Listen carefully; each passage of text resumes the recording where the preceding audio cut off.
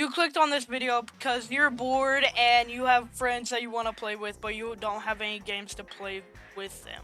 So I have a list of 11 games that are fun to play with your friends. Starting off with Arsenal. Arsenal is a game about shooting. Yeah, pretty plain, right? But it has many diverse game modes that range from standard, where you unalive someone, you pretty much get a new gun instead of needing to buy actual guns in the game, all the way to randomized, to where you can get a gun every time you press E on your keyboard after you unalive someone. So, not gonna lie, I'd rate this game a 6 out of 10 for playing with friends. The second game is Those Samurai Sword Fighting. Those Samurai Sword Fighting is where you can have different weapons spanning from swords to a literal scythe. Each weapon in the game has tons of skins, and what you do in the game is fight using weapons that you choose. This game is really fun with friends because you could use teamwork to actually take down other enemies. I'd give this game a 5 out of 10 for playing with friends.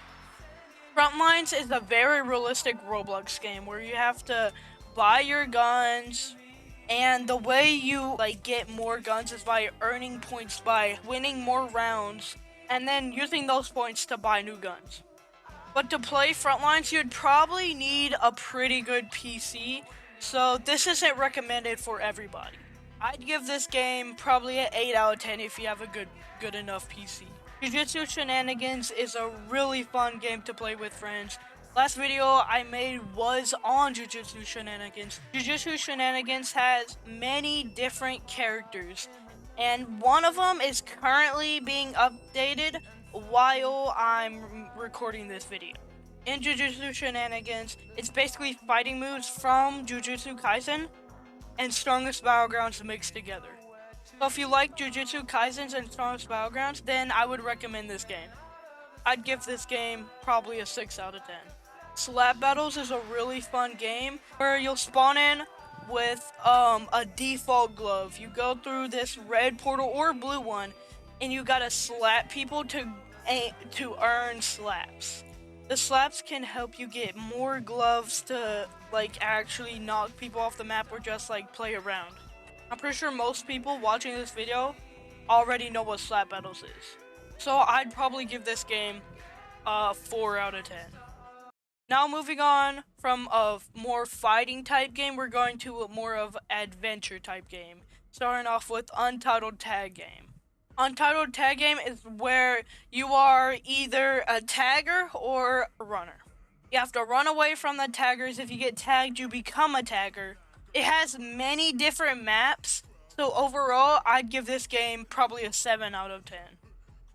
The next adventure game for friends would probably be Regret Evader.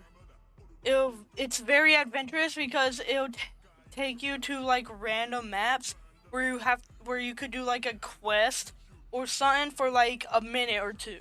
Sometimes it can be scary, and sometimes it can just be funny.